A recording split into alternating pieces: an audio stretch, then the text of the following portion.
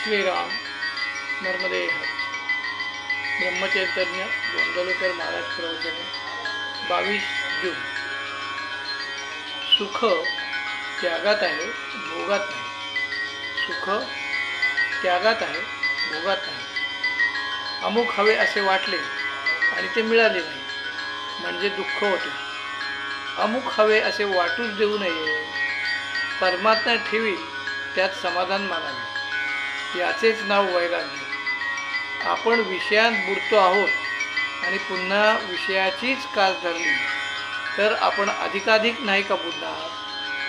विषयाची आस धरणे म्हणजे त्याचे दास होण्यासारखेच आहे. मनुष्य सुखाकरता धडपड करतो आणि अंती दुःखमय अशा विषयाची आशा करतो. सुख त्यागात आहे, भोगात नाही हे पुष्कळांना पटतच नाही.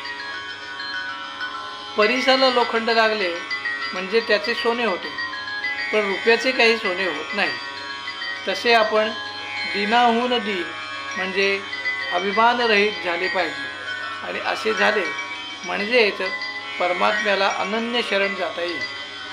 हे व्हायला त्याची कृपाच पाहिजे आणि ती नित्य बाकावी. एखाद्या गोष्टीने आपले मन अस्वस्थ होते ते का बरे?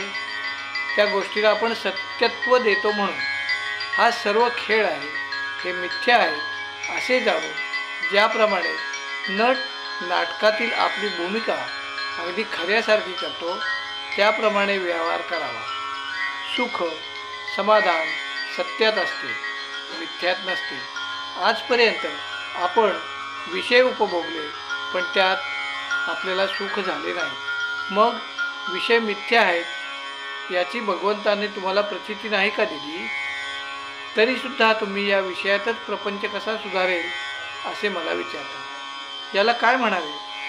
हे दुःखमयच आहे, त्यात सुख कोठून मिळणार? 2 लहान मुली भातुकली खेळल्या. जी मुलगी गरीब होती तिने पोळ्या आणि गुळांबा केला होता, पण जी श्रीमंत होती तिने श्रीखंड आणि बासुंदी केली. पहिलीचा गुळांबा जितका पोट भरण्याला उपयोगी नाही तितकेच दुसरीचे श्रीखंड उपयोगी नाही. तसे प्रपंचाचे खरेपण आहे. प्रपंच असण्यासाठी बायको आणि मुले यांची गरज आहेच असे नाही. जो दुसऱ्यावर अवलंबून असतो तो प्रपंचीच असतो. म्हणून मनुष्य एकटा असला तरी प्रपंच असतो. दुसऱ्यापासून सुख मिळवण्याचा प्रयत्न करणारा मनुष्य हा प्रपंची होय. 5 जण मिळून प्रपंच बनतो. त्यामध्ये प्रत्येक जण स्वार्थी असतो. मग सर्व सुख एकट्यालाच मिळणे कसे शक्य आहे? प्रपंचामध्ये अनेक वस्तू आहेत पण भगवंताजवळ एकच वस्तू आहे.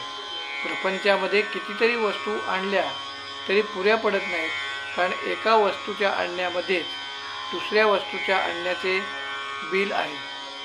पण भगवंताचे तसे नाही. भगवंताची वस्तू एकदा आणली की पुन्हा ती आणायला नको. अमुक एक वस्तू आहे म्हणून सुखी आहे या वृत्तीत राम नसतो. काही नसताना वृत्तीचे समाधान टिकले पाहिजे. श्रीराम.